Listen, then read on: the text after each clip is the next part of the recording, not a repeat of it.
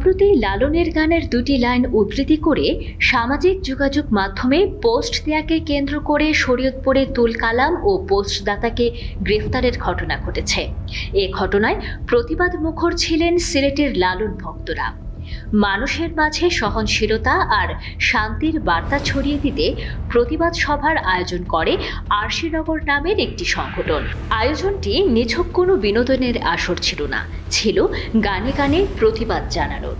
মহাত্মা গুরুবাদী আধ্যাত্মিক সাধক ফকির লালন শাহের একান্তে চিন্তা চেতনায়, ভাবে ভাবনায় ও বিশ্বাসে, অর্থাৎ তার গুরুবাদী দর্শনে মূলত মানুষকেই অধিক প্রাধান্য দিয়েছেন।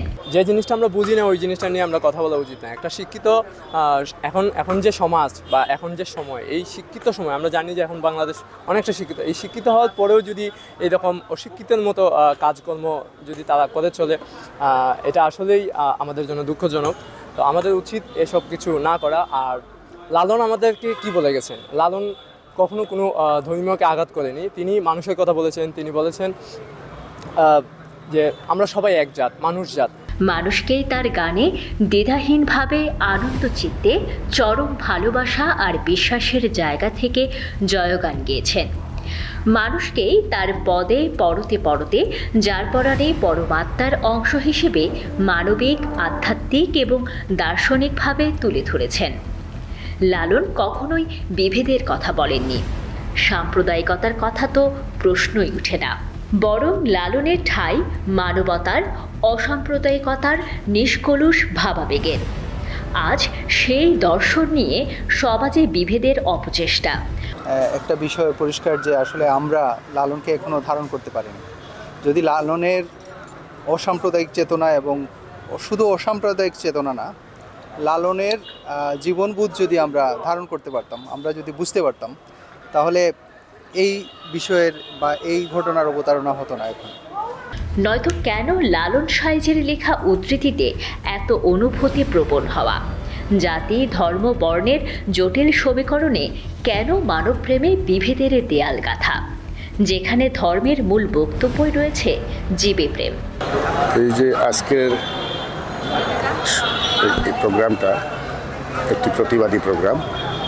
আমরা লালনকে ধারণ করি, লালনকে শুনছি। আমরা লালনের লেখা প্রায় 250 বছরের উপরে, 1747-74 লালনের জন্ম হয়। তো সেই থেকেই লালন রচনা করে গেছেন। মানবতাবাদী কবি হিসেবে আমরা তার দর্শনকেও লালন করি। তিনি জাতপাত, ধর্ম সবার উপরে উঠে মানুষকে সত্য বলে প্রমাণিত করেছেন, এবং তার বিভিন্ন লেখায়, গানে আমরা পেয়েছি। লালন শাহের গানের দর্শন যতটা ভাবাবেগের, তার চেয়েও বেশি জীবনমুখী। সেখানে মানবপরের চিন্তার বিস্তর আকাশের মতো সুবিশাল। আর সেই গানের বাণী কেন কারো গ্রেফতারের কারণ হবে, সেই প্রশ্ন তুলে ঘটনার সুষ্ঠু বিচারের দাবি জানানো হয় প্রতিবাদ আসর থেকে। ধারণ করতে পারে না, লালনকে বিশ্বাস করতে পারে না, তারা বাঙালি সংস্কৃতিকে বিশ্বাস করতে পারে না, তারা মুক্তিযুদ্ধকে বিশ্বাস করতে পারে না। লালনকে ধারণ করার মতো ক্ষমতা যদি আপনার না থাকে, তাহলে তাকে নিয়ে সমালোচনা করবেন না। আমরা লালনের গান, দেহতত্ত্বের গান, মাটির গান, মানুষের কথা বলেছেন, প্রকৃতির কথা বলেছেন, মানুষের অভ্যাস অনভ্যাস নিয়ে কথা বলেছেন।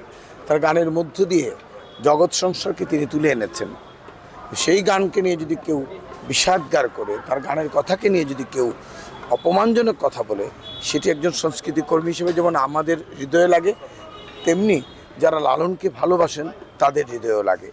তার সাথে ঐক্যবদ্ধ হয়ে যারা সাম্প্রদায়িকতার বিষবাষ্প ছড়িয়ে দিতে চায়, তাদের প্রতিরোধের ডাক দেন বক্তারা।